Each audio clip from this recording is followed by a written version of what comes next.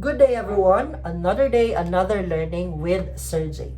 Today's learning will focus on how the concept of science changed through the years, with emphasis on notable scientists in various fields of disciplines who revolutionized the world during their time, which significantly contributed to the development of knowledge and technological advancement, which gives us better understanding of our world today. This is STS Lesson 1, Intellectual Revolutions that Define Society.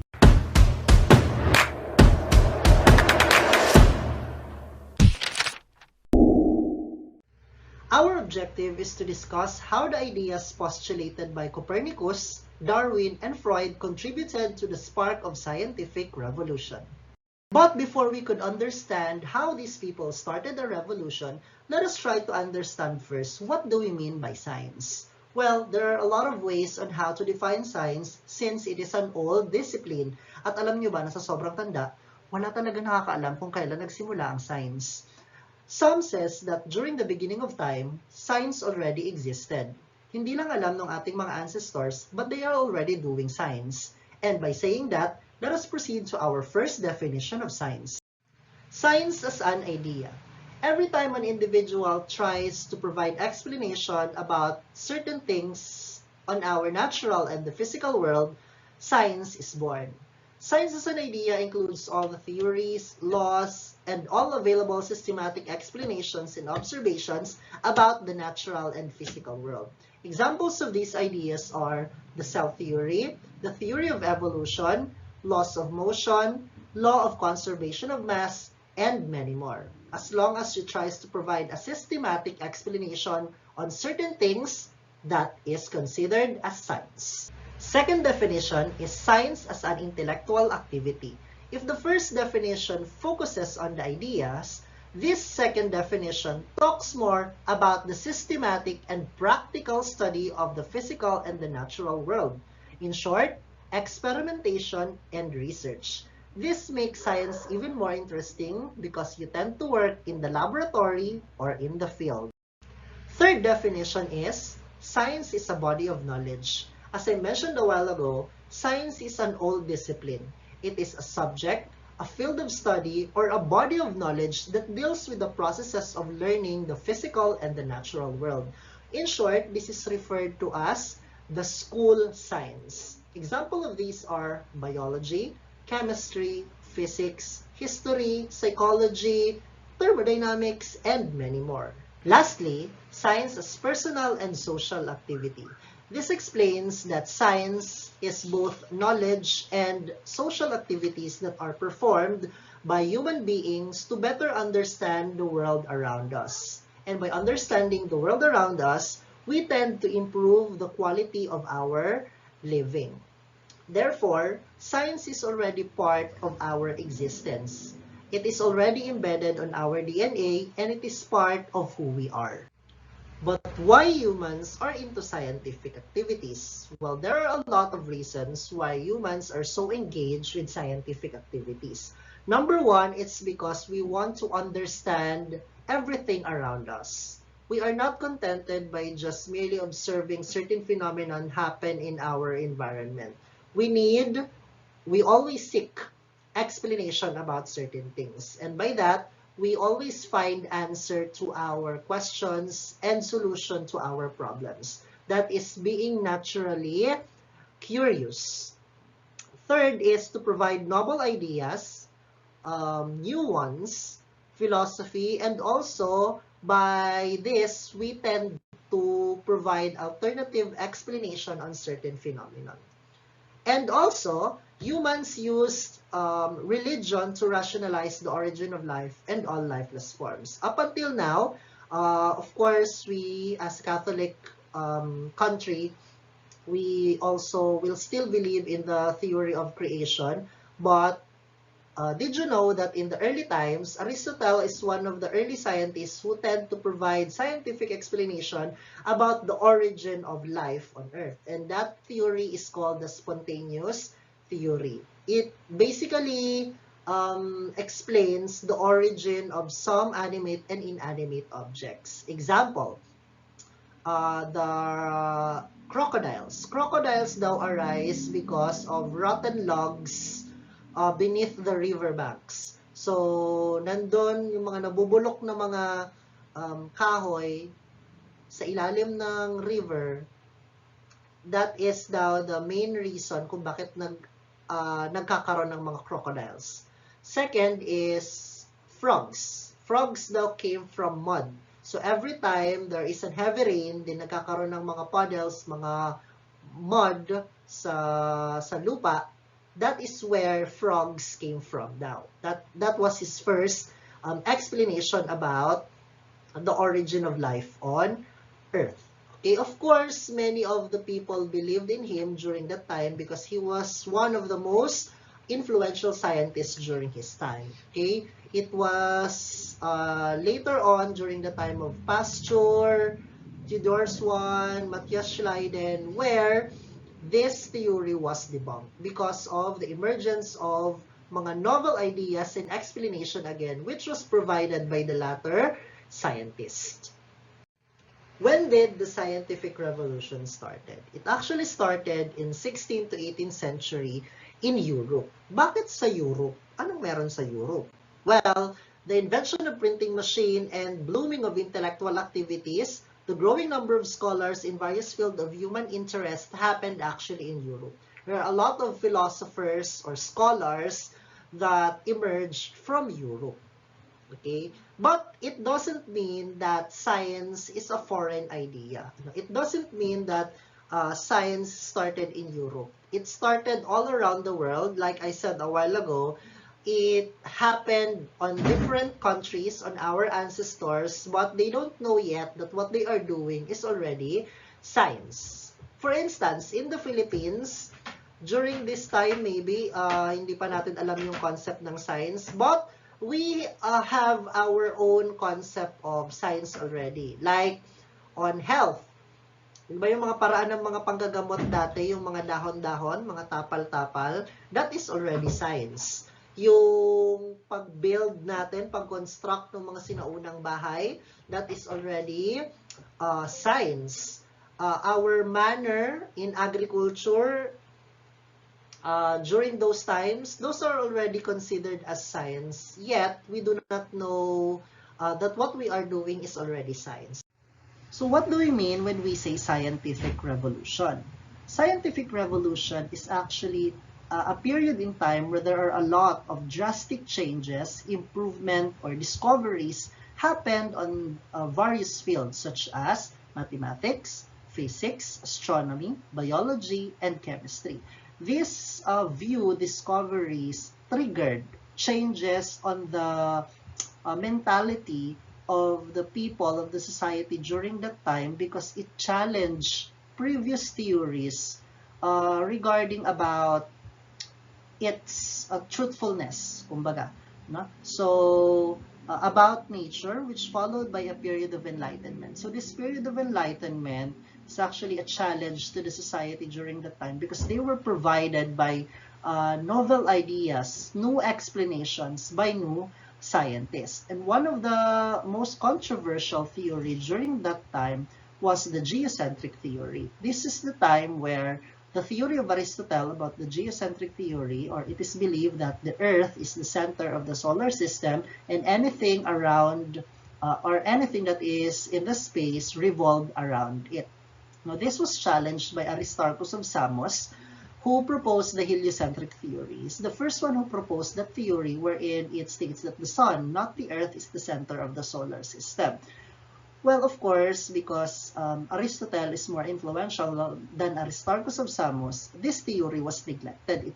It was not given full attention. Not until the time of Nicolaus Copernicus, where he provided additional information, evidences, observations that supports the theory of Aristarchus of Samos, which was later on supported by other scientists who themselves provide bits of information that supports the heliocentric theory. It explained now the emergence of the modern science as a result of these developments.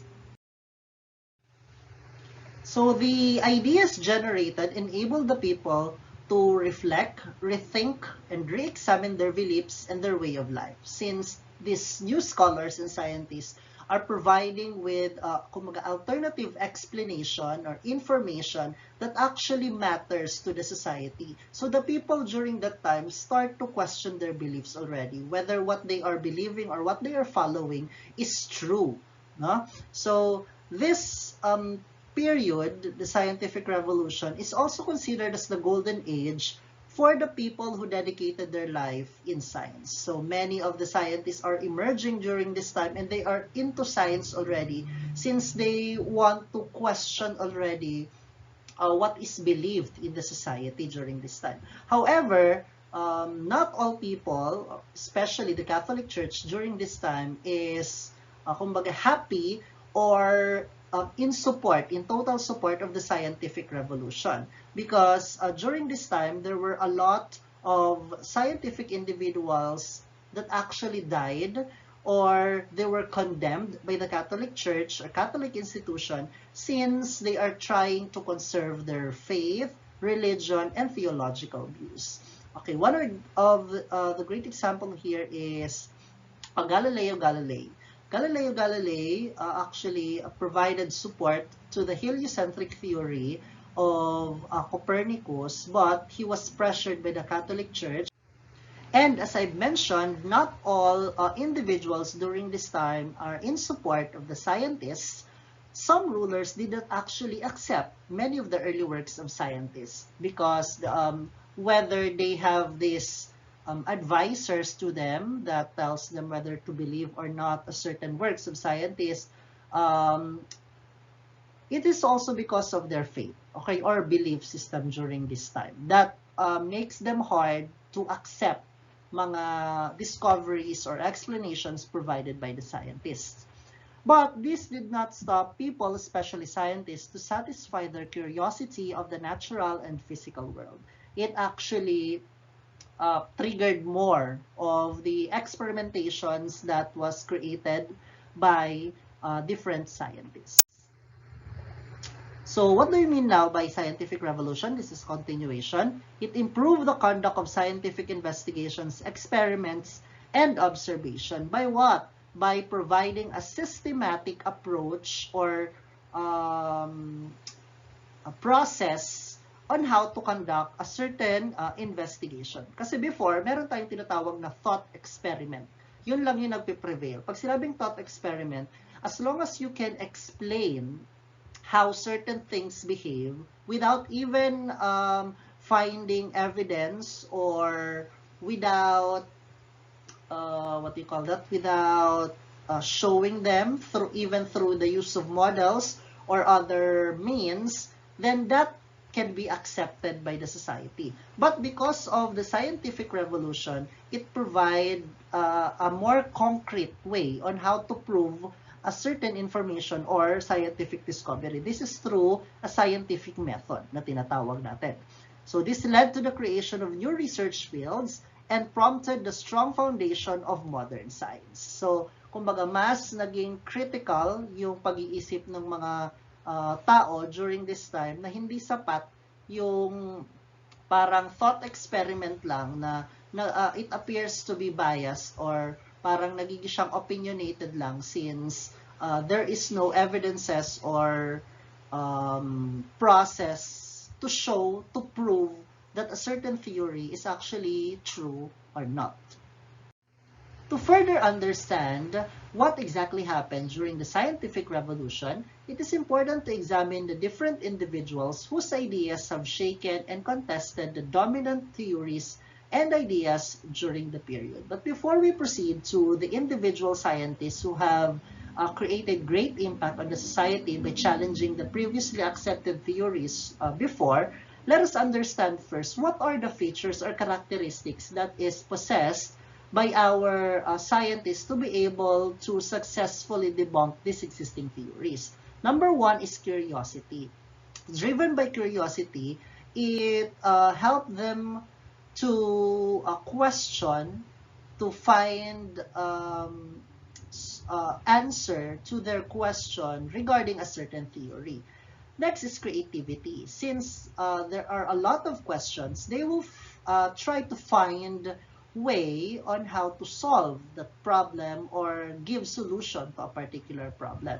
And they don't just kumbaga answer certain questions, they use critical thinking. This is one of the most important um, characteristics in this period, since a lot of people started to think critically and question nga yung mga existing theories. So these are some of, just some, there are a lot of mga characteristics pa, such as being skeptical, being, what do you call this,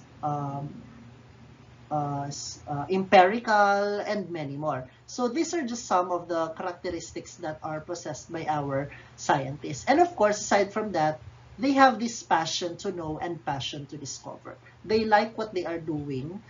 They love what they are doing. Okay, and therefore, it resulted to a lot of new scientific ideas, scientific discoveries, and the emergence of technology. Speaking of individuals who have created great impact or challenge previously accepted theory, is we have Nicolaus Copernicus. So in 1543, a Polish astronomer and polymath, Nicolaus Copernicus, adopted the geocentric Maragno model of Ibn al-Shatir to meet the requirements of the ancient heliocentric universe of Aristarchus. So his publication of scientific theory of heliocentrism, demonstrating that the motion of the celestial objects can be explained without putting Earth at the center of the universe. So it stipulated further scientific investigations and became a landmark in the history of modern science, sometimes known as the Copernican Revolution. So he revived the theory of Aristarchus by providing stronger evidence, stronger support regarding the heliocentric model. So he published this in 1543.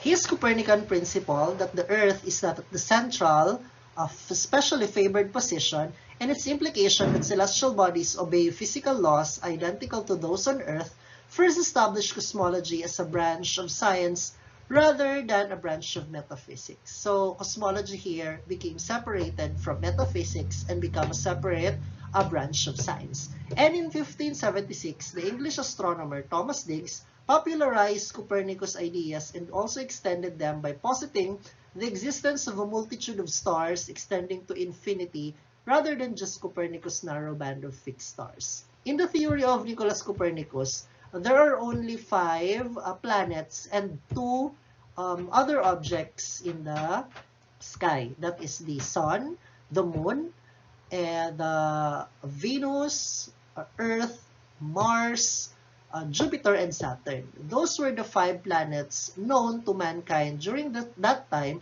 because those are the only visible planets by our naked eye or through the use of simple telescope. Now, according to Nicolaus Copernicus, beyond Saturn are narrow band of fixed stars, meaning the stars are in fixed position. However, according to Thomas Digges, based from his observation, he observed the shifting of the stars or the shifting of the constellation in the night sky, and he added or modified that theory from Nicolaus Copernicus, and he said that there are actually multitude or billions or trillions of stars that exist beyond our solar system, beyond Saturn. Aside from Thomas Digges, there are other scientists who supported and provided evidence to the Copernican model. And one of those is the Italian philosopher Giordano Bruno.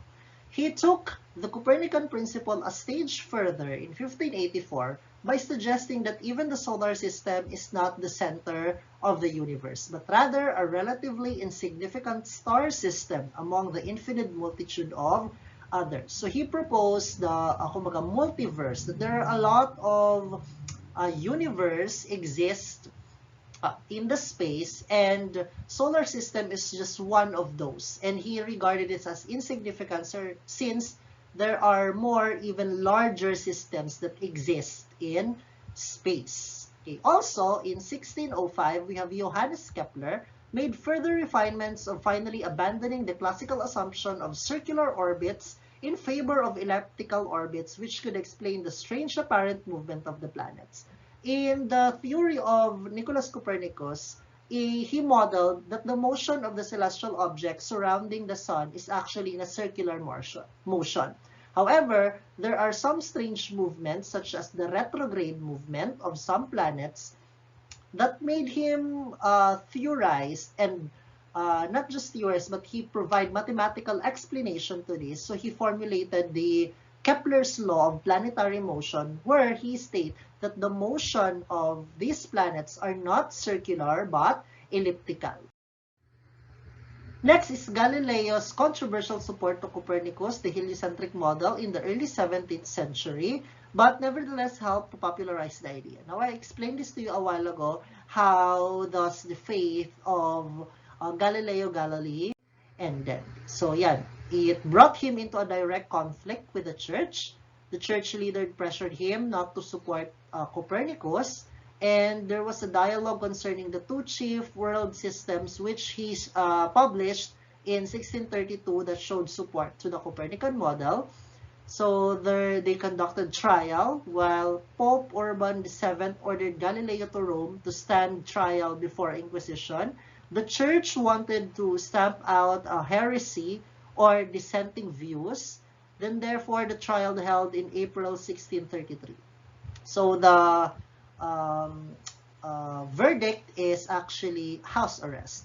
Galileo stated would not use Copernican theory in work, receive a lenient sentence in return, and then Pope ordered Galileo under house arrest, where he spent the rest of his life. So that's how powerful the church during that time. And as I said, it gave birth to the scientific method. The scientific method always starts with the observation. In making observation, we make use of our senses. Okay? Then, as we observe certain things happen in our natural or physical world, we tend to ask questions. Since when we have our question, of course, we will give tentative answer to that question, or this is what we call educated guess. That is the hypothesis. We always provide an alternative hypothesis, whether the null or the alternative will be the answer to that question. And then, what will happen to that hypothesis or to that educated answer? Of course, we're going to test that through an experiment. Then, as we conduct experiment, we, of course, gather data, information regarding our problem. And then, based from that data, we formulate our conclusion. And based from our conclusion, we will now decide whether to accept or reject certain hypotheses. That's how scientific methodology works. Another scientist who created great impact and triggered also a lot of controversy because of his contradiction to the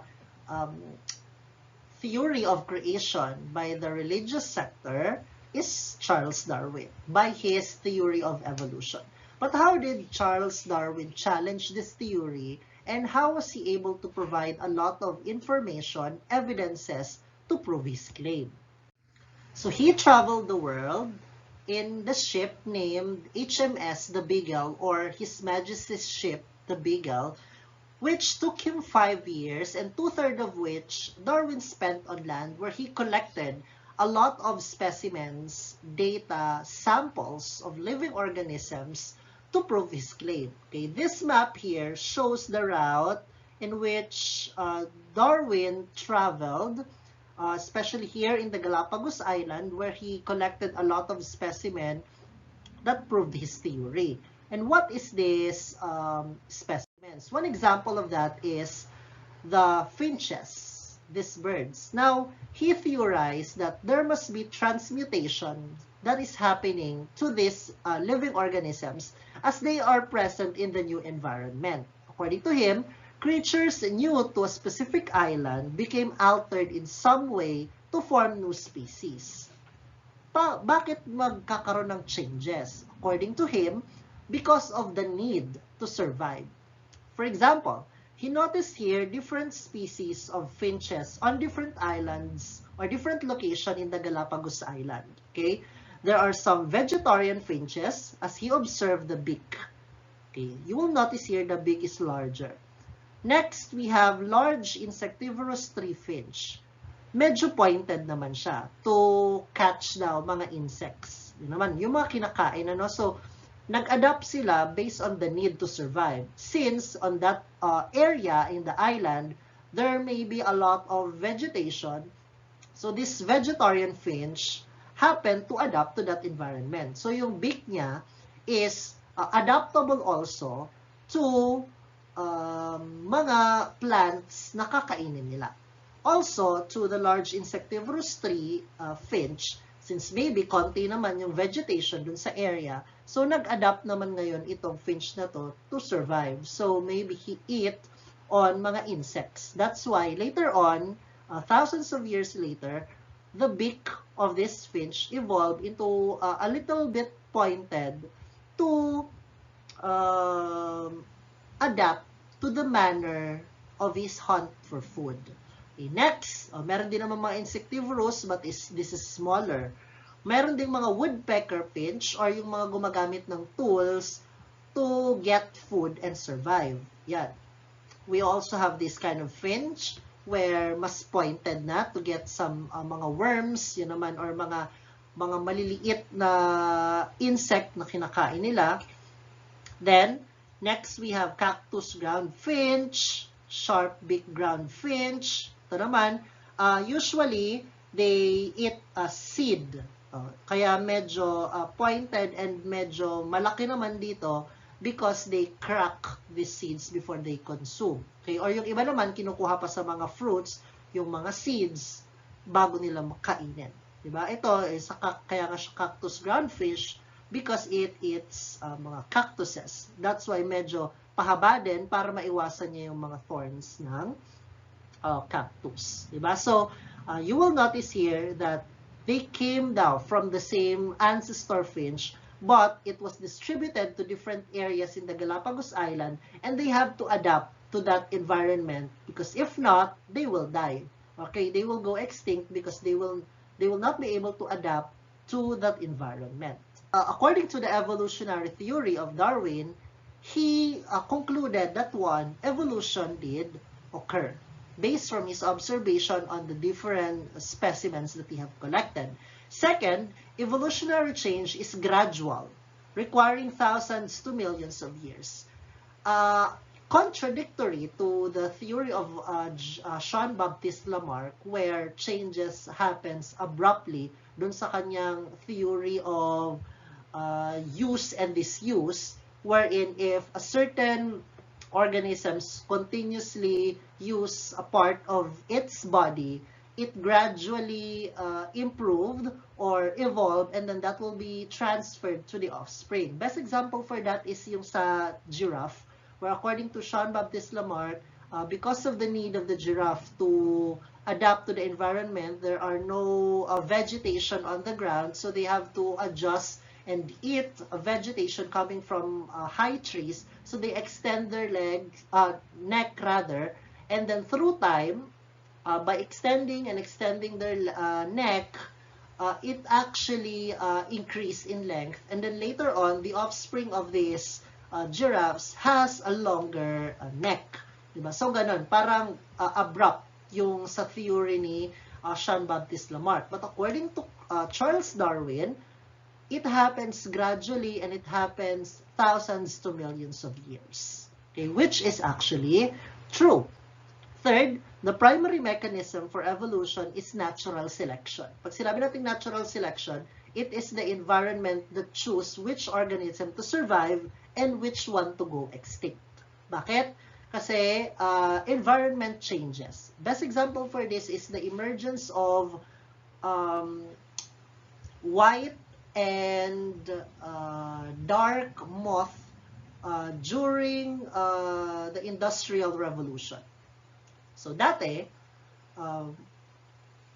nakakapag-camouflage yung mga light-colored moth sa environment. So, hindi sila nakikita ng mga predators nila. So, ang nakikita yung mga dark moth. Ano, kasi distinct yung color nila. So, sila yung kinakain. So, ang tendency, yung population nila is magre-reduce. And then, dadami yung population ng light-colored moth since they adapt to the environment. Diba? They camouflage to the environment. But during the Industrial Revolution nga, where a lot of factories, vehicles were actually invented and were present in the environment, of course, it creates smoke, pollution, therefore, it darkens the environment. Ano ngayon yung implications nito? The darker moths now are the ones being camouflaged by the environment. Then, these lighter colored moth now are being visible since their color is no longer kumbaga fit to the environment. Therefore, sila ngayon yung nakikita ng mga predator like birds, diba? Or mga lizards. So, sila ngayon yung nakakain. So, yung population naman ngayon nila yung nagdi-decline and yung mga darker colored moth naman, sila naman yung nag-i-increase. That is what we meant by natural selection. Also, by the dinosaurs, diba? They got extinct because they were not able to adapt to the environment after the theory of this asteroid that hits the Earth. It triggers a lot of volcanic eruptions. The volcanic eruptions covered the atmosphere, so it reduces the temperature greatly. Therefore, it triggers ice age. So the dinosaurs were not able to adapt in that environment. So many of them died. Diba? So nag-extinct sila kasi that's natural selection. And during the time where ice age is happening while the dinosaurs are dying, the mammals are hibernating. Okay? They hibernate, and after the ice age, they are the ones who thrived and actually dominated the Earth. So that is what we meant by natural selection. So the survival or extinction of each organism is determined by that organism's ability to adapt on that environment. So I already explained that to you. So evolution by common descent is the dominant scientific explanation of diversification in nature. This was explained by Charles Darwin through his finches, yung mga bird niya kanina. Pag sinabi natin common descent, kumbaga yung the near, yung pinakamalapit na ancestor, yung descent nun, ibig sabihin siya yung new generation, kumbaga. Okay, dominant scientific explanation of the diversification in nature. So, nagkakaroon ng diversity kasi nagkakaroon ng mga panibagong traits na nagagamit ng organism to survive in a new environment. Okay? It has something to do also with the exchange of genes and chromosomes during cell division. Okay? But that time, hindi pa ganun na visualize yung concept na yun. Okay? So, he was known by his publication on The Origin of Species by Means of Natural Selection. Okay? This was the work of Charles Darwin in November 22, 1859. So, it appealed to public interest, but expert biologists continued to uphold the dogma of creation and the constancy of the species. So, it was not an easy journey for Charles Darwin. He even studied his own family. Kasi ang family ni Darwin, medyo sila yung mga noble, mga mayayaman during this time, and they don't want their family to be, kumbaga, with other races or with other blood. Kaya, kumbaga, may mga instances sila na yung auntie at yung pinsan niya, sila yung nagiging mag-asawa. Kasi ayaw nga nilang mahaluan ng ibang blood yung kanilang family. So, as a result, napansin niya na may mga abnormalities. May mga, in our term right now, may mga na-form na syndromes and their lifespan is short. Or may mga sakit palagi. Isa din yun sa mga na-notice niya. Okay? Kasi hindi nagkakaroon ng diversity, kasi hindi nga nahahaluan ng ibang traits yung kanilang family. So, nagkakaroon ngayon ng mga abnormalities. Yeah. So, on the origin of species, the religious atmosphere during this time is so, sabihin na natin, tense masyado. Ano? Never once uses the word evolution by the church during this time. Instead, it refers to his theory as the descent with modification. Ibig sabihin, yung new generation na alter lang, nagkaroon ng modification or na modified. It was he proclaimed himself the devil's chaplain by the church, si Charles Darwin, so yan yung tag sa kanya. Publishing the theory felt like confessing a murder, di ba? Parang sobrang ito kasi pinakang contradicting sa church. That's why his theory was not accepted. And even right now, meron pa rin mga debate. But of course, mas accepting na yung society natin when it comes to scientific discovery, and they even separate science from religion. Another impact of Darwin's philosophy is, number one, man is the consequence of a series of probable events. Second, emancipation of science from philosophy, or the separation of science from philosophy, we changed our perceptions with an argument entirely outside the framework of classical philosophy. Next is the revelations about race, that there are different races has different characteristics or traits.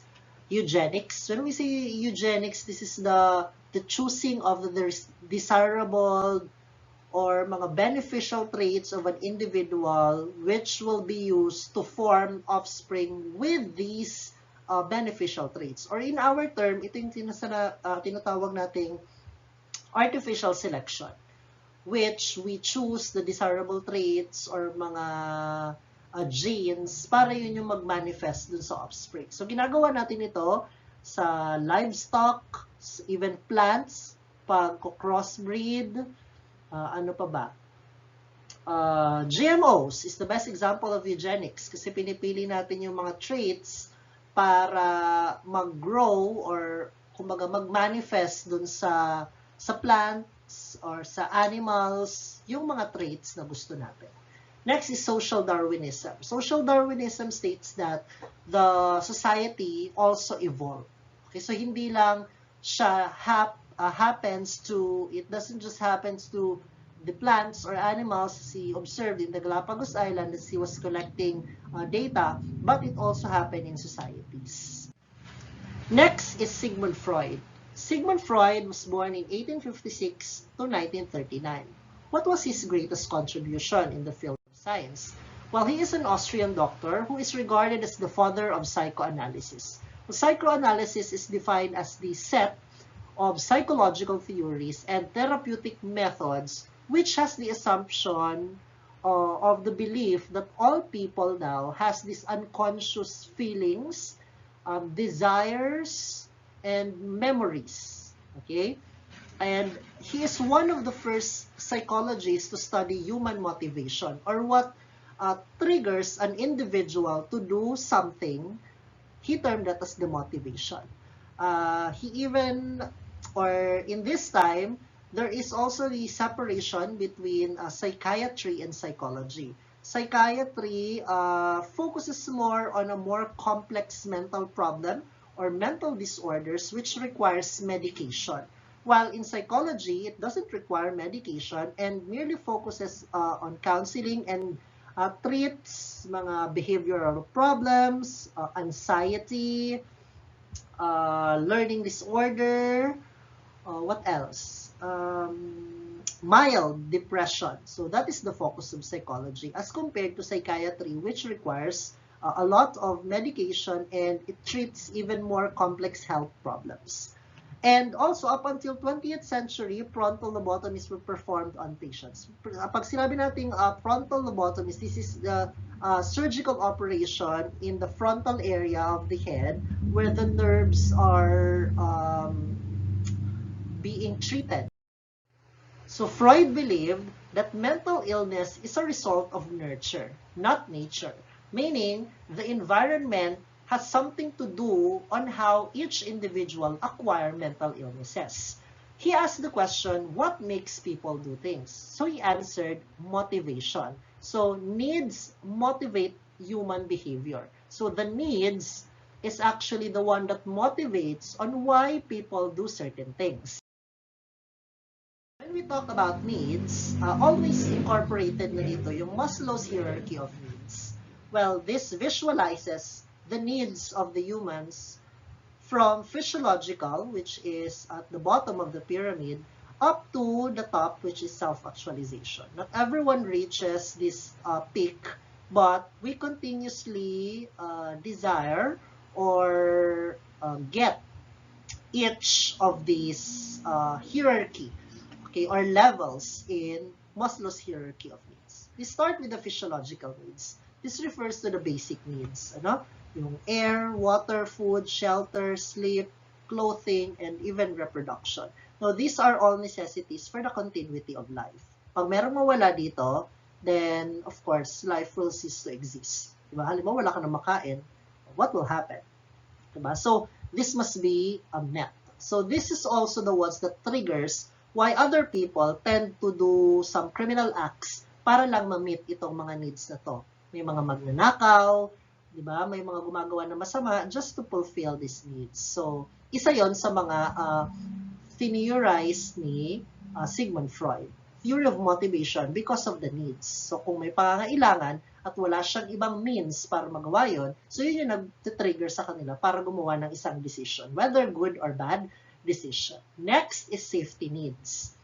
So, kung secured na yung physiological needs mo, yung safety needs naman. Ito yung personal security, meaning you graduated or meron kang trabaho, then may resources ka, okay ang pangangatawan or yung health, and you have the property. Halimbawa, may bahay ka or meron ka ng mga napupundar na gamit. That's safety needs. Third is love and belongingness. So, meron ka na ng mga to, you're looking for someone to share it to. Kanino naman? So, dito na yung naghahanap ka ng friendship or intimacy or your family or your sense of connection. Okay, so this may be in the form of friendships or intimacy in any gender I'm referring to. And then, if you have this, if you found this connection, then you proceed to the next one, which is the esteem. Esteem is respect or self-esteem, confidence also, status, recognition, strength, and freedom. Meaning, you can decide on your own. This is the time where you achieve something, you are proving something to the society, that is esteem. And self-actualization is desire to become the most that one can be. Ito na yung pinakang topmost where you have already your achievements, and looking back, are you contented with what you have achieved, or you're still aiming for something else? That is self-actualization, the one that can fulfill your desire. Okay, so that is Maslow's hierarchy of needs. So according to Sigmund Freud, being deprived of a need arouses a feeling called a drive or desire. So ito na yung sinabi ko sa inyo kanina, na pag merong kulang at hindi na po-provide yung kanilang needs, they tend to do some decisions or actions, whether good or bad. So animals respond instinctively. Humans learn various ways to respond. So human motivation explains the reasons why people behave the way they do. So what triggers them to do that behavior? So meron yon, maybe a deprive of those needs. So people have drives and desires at the back of their minds. Example, we have the will to live or the will to die. Example, this might be a sensitive topic for those suicidal individual. Halimbawa, they try to drown themselves. Halimbawa, pumunta sila sa dagat, tapos they'll try to drown. And then, suddenly, part of their body will still struggle to survive because that is part of their unconscious mind. Kahit gusto nila or ginusto nila yon na magpalunod doon, pero part of them na pag hindi na nakakahinga or nalulunod na sila, their unconscious mind will struggle to survive. Okay? So, that's conscious and unconscious part of our mind. So, some of these desires cause people to behave irrationally. So, since I've mentioned already conscious and unconscious mind, according to Sigmund Freud, people are born with a certain number of instincts or drive, or also called the human instinctive behavior, that the human mind has three aspects which influences their behavior. And according to him, it is the id, ego, and superego. How do we understand that? So, let's take a look at this short comic. So, let's start with the id. Sabi ni id, that is your unconscious mind, I need to eat right this moment. So, kailangan mo nang kumain, gutom ka na, sabi mo. But, your conscious mind, which is your ego, conscious siya kasi dito in our first visualization or illustration, it was compared to an iceberg where part of it is submerged to water, which refers to the unconscious mind, while the ones that is above or that on top of the water is your conscious mind. But part of the ego is submerged. So part of it is unconscious. Okay? So but the id is completely submerged, meaning it is unconscious. Meaning you're not aware of it, but it just appears at the moment because of the need. Ito nga kasi nagugutom daw. So kailangan niyang kumain right at this moment, right at this second. But your conscious mind will tell you that you cannot eat because you are in the middle of an important meeting. So, nasa important meeting ka nga naman, or important lecture, so hindi ka pwedeng basta lang kumain. Ano? Kasi this is your conscious mind. So, sasabihan ka na hindi pwede kumain kasi may ginagawa pa, or kaya nasa important meeting nga. Then, your superego will tell you, eating during an important meeting is rude and inappropriate. So, actually, it is your ego that will decide which one to follow. To follow id or to follow superego. Ano? So, the id and the superego are in constant conflict. Makikita ninyo, ito, si id gusto nyo na kumain ngayon na. Si superego, hindi, kasi eating in the middle of a meeting daw is rude and inappropriate. Now, ego here decided. So, ang decision ni ego, decision ng mind mo, is hindi kumain kasi you're in the middle of an important meeting. So, mas finalo niya dito si superego. But there are cases na sinusunod si id. Katulad ng mga students na nag-lecture si teacher and kumakain dun sa likod. Meaning, they followed id. Okay? Kumain sila right at the moment, although they know that eating while the teacher is discussing is not allowed or inappropriate or rude. Diba? So, it's up to you, it's up to your ego to decide which one to follow. Let us fully understand these three behaviors. So, number one, we have the id. Id is the unconscious part of our mind. So, this part of the mind seems to bring us pleasure or immediate satisfaction. This is the primitive part of our personality that includes aggression and sexual drive. Best example for this is yung kapag baby pa lang tayo. Ito yung unang nadidevelop sa atin, yung id. Diba? Babies tend to cry aloud if they need something. Diba? Umiiyak lang naman ng baby kung tatlong bagay daw. Una, gutom. Pangalawa, they are not comfortable, naiinitan, nai-irritate, or something. Pangatlo, it's either na nagpoop. Okay? So, may dumi. So, kailangan mong linisin. Diba ang tendency nila, it's to cry and cry out loud, and then once na na-provide mo na yung need nila, saka sila titigyan. Okay, that's aggression. Diba, hindi mo naman pwede sabihan yung bata na maghintay, wait lang, may ginagawa pa ako. Because id, that is unconscious, hindi pa naman alam ng baby, pero yun yung way nila para ma-provide yung needs nila, or yung pleasure nga na sinasabi. Ano? So, also sexual drives. Ano, bakit may mga iba na nagko-commit ng mga sexual harassment or worst case rape? It's because they follow their id. Ano? So, kumbaga, gusto nila magkaroon ng immediate satisfaction or pleasure, kaya nakakagawa sila ng mga masasamang bagay. Okay? That is id. Also, unconscious ka na, so hindi mo alam. Halimbawa, someone passed by, tapos maiksi yung suot, maputi, and then suddenly nag-comment ka ng something sensual or sexual dun sa tao. So, out of nowhere, bigla mo siyang na-comment. So, unconscious mind mo yun na, kumbaga, yung pagkamanyakis ng utak mo biglang lumalabas. Diba? That is unconscious kasi minsan, yung bigla na lang nagtitrigger automatically, kahit hindi naman talaga tayo ganon. Okay? Or yung iba naman sa food. Diba? May mga kaibigan tayo na basta na lang kukuha ng pagkain natin, tapos, syempre sa atin, okay lang naman yun kasi kaibigan lang naman natin. But that is part of, kumbaga, a way of our body to satisfy our needs. So, kung may pagkain, nagugutom ka siguro, kaya bigla mo nalang inagaw, kinuha mo, so may pagka-naturally pakal ka talaga, di ba? In in our own way. So, unconscious tayo na meron tayong ganong bagay or ganong behavior. So, that is unconscious. But as we grow old, we, of course, learn to control this. Because we learn ego, which is the conscious part of our mind or our rational self. Ito nga yung sabi ko sa inyo kanina na nagde-decide. So, habang nagmamature tayo, we tend to analyze things. We think more critically and rationally. That's why we decide what action to take for positive means and what to do based on what is believed is right thing to do.